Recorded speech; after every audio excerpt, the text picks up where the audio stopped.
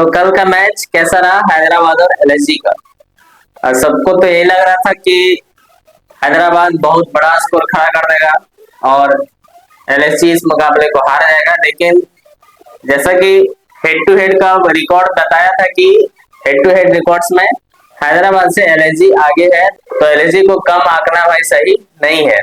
इस मुकाबले में एलएसजी ने कमबैक किया।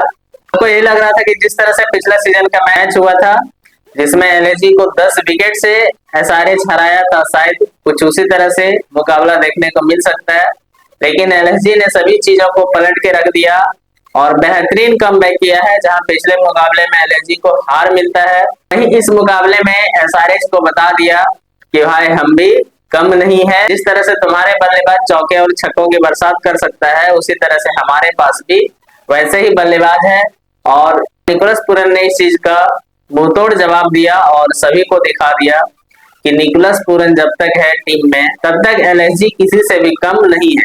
और हैदराबाद की तरफ से पिछला मैच में शतकवीर रहा ईशान किशन महज 0 रन पे आउट हो जाता है और एलएसजी की तरफ से जीत का सबसे बड़ा श्रेय जाता है वो शार्दुल ठाकुर को जाता है, जिसने 4 महत्वपूर्ण विकेट निकालकर हैदराबाद की रीढ़ की हड्डी तोड़ दिया। तो हैदराबाद 250 प्लस स्कोर के लिए जाना जाता है, उसको 200 के अंदर समेट दिया। 2 महत्वपूर्ण विकेट ईशान किशन और अभिषेक शर्मा को पवेलियन भेजकर एलएसजी ने ये बता दिया कि हमारे पास वैसे बॉलर है जो तुम्हें बहुत बड़ा स्कोर खड़ा करने नहीं देगा। ट्रेविस हेड 28 गेंद खेलकर 47 रन की पारी खेलता है, तो वहीं नीतीश रेड्डी 28 बॉल खेलकर 32 रन बनाता है। और हैदराबाद की तरफ से एक महत्वपूर्ण बल्लेबाज जिसको शायद किसी ने आका नहीं होगा, अनिकेत वर्मा 13 बॉल खेलकर 276 के स्ट्राइक रेट से 36 रन बनाता है। और पैट कमिंस एक छोटा लेकिन बहुत ही महत्वपूर्ण 4 बॉल में 18 रन,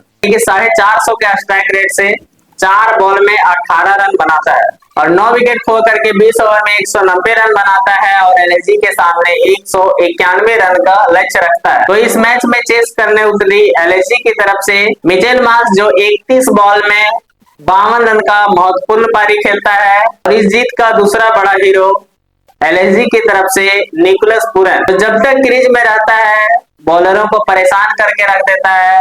मानो यूं लगता है कि बॉलरों के साथ खिलवाड़ कर रहा हो और पूरे मैदान में जब तक रहता है तब तक चौके और छक्कों की बरसात कर देता है, जिसमें 6 छक्के और 6 चौके शामिल रहते हैं और 26 बॉल खेलकर 269 के स्ट्राइक रेट से 70 रन बनाता है।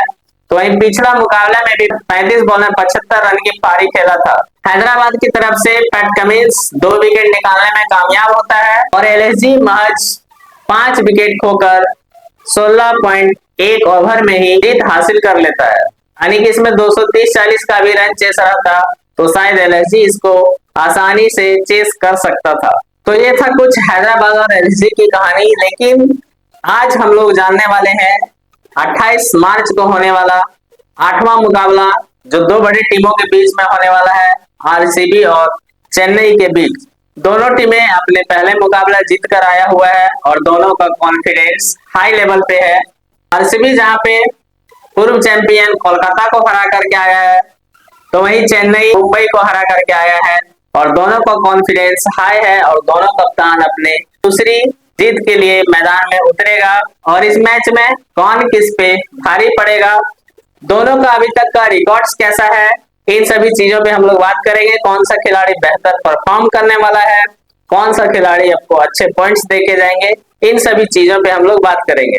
तो आज का match MA Chidambaram stadium Chennai में होने वाला है, जो चेन्नई का आप बोल सकते हैं होम ग्राउंड भी है। और इस मैदान में चेन्नई अब तक लगभग ज्यादातर मैचें जीत कर ही आई हुई है, लेकिन आरसीबी जिस तरह से कोलकाता को उसके घर में हराया है, क्या उसी तरह से फिर से यहाँ पे चेन्नई को उसी के घर पे मात देने वाला है। अगर हेड टू हेड की बात करेंगे तो अभी तक हुए 33 मुकाबले में चेन्नई 21 मैचों में जीत दर्ज किया है, तो वहीं आरसीबी केवल 11 मैचों में ही जीत दर्ज किया है। तो वहीं अब हम लोग head to head active players के बारे में जानेंगे, जो कौन एक दूसरे टीमों के विरोध में अच्छा प्रदर्शन करता है और कर सकता है। जो एक्टिव प्लेयर है तो एमएस धोनी 765 रन के साथ सबसे टॉप पे है। ये दूसरे एक्टिव प्लेयर में आरसीबी की तरफ से देखेंगे तो सबसे टॉप में विराट कोहली है, जो चेन्नई के खिलाफ रन बनाना पसंद करता है। 1053 रन विराट कोहली बनाया हुआ है, तो विराट कोहली को चेन्नई के खिलाफ मैच खेलना पसंद है। अब कुछ एक्टिव बॉलर्स के बारे में जानते हैं। तो सीएसके की तरफ से रविंद्र जडेजा जो 18 विकेट लिया हुआ है, और रविचंद्रन अश्विन 11 विकेट लिया हुआ है। तो आरसीबी की तरफ से बात करेंगे तो युजवेंद्र चहल 14 विकेट। इस ग्राउंड में चेन्नई और आरसीबी के बीच में 9 मैच खेला गया है, जिसमें चेन्नई को 8 मैच में जीत दर्ज मिला है। तो आप बोल सकते हैं कि चेन्नई का पलड़ा जो यहाँ पे काफी भारी है। और अंतिम मुकाबला जो इन दोनों के बीच में 2024 के आईपीएल में हुआ था, जिसमें चेन्नई को 6 विकेट से जीत मिला था। इस ग्राउंड में चेन्नई का रिकॉर्ड देखेंगे सभी टीमों के खिलाफ, तो चेन्नई इसमें 72 मैच खेला हुआ है, और 72 में से 51 मैच में जीत दर्ज मिला है, और केवल 20 मैच ही हारा हुआ है।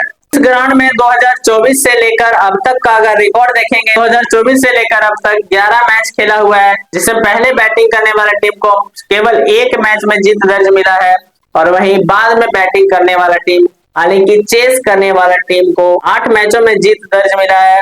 और इस ग्राउंड का अगर एवरेज स्कोर देखेंगे तो 170 के आसपास है, और हाईएस्ट जो रन चेस इस ग्राउंड में हुआ है 211 रन, और लोवेस्ट टोटल डिफेंड की बात करेंगे तो 175 रन डिफेंड हुआ है। दोनों टीमों की अगर बात करेंगे तो पिछले खेले गए 5 मुकाबले में चेन्नई को 5 में से 3 मैच में जीत दर्ज मिली है और 2 में हार।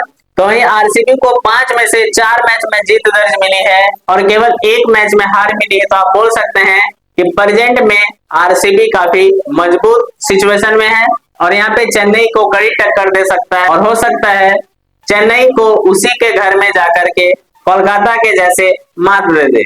और इस ग्राउंड में अगर पिछले 3 सालों का रिकॉर्ड देखेंगे स्पिनर वर्सेस पेसर्स को, तो पेसर्स को 139 विकेट्स मिले हैं, तो वहीं स्पिनर्स को केवल 71 विकेट मिले हैं। यहाँ पे पेसर्स को स्पिनर से डबल सपोर्ट मिल रहा है कि पेसर्स आपको स्पिनर से ज्यादा विकेट यहाँ पे निकाल के देंगे।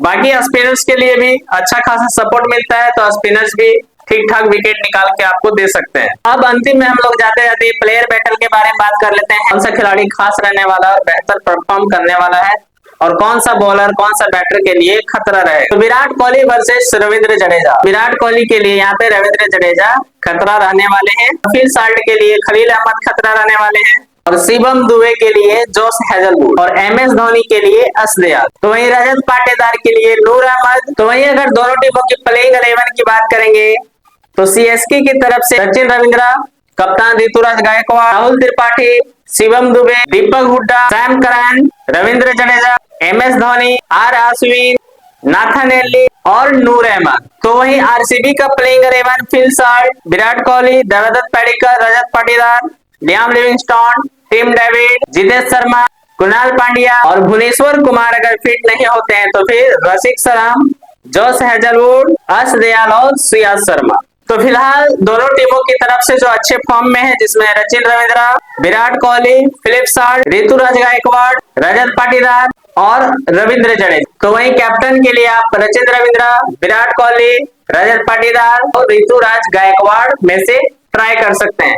तो ये थी आज की कुछ महत्वपूर्ण जानकारी जो आपको टीम बनाने में मदद करेगी।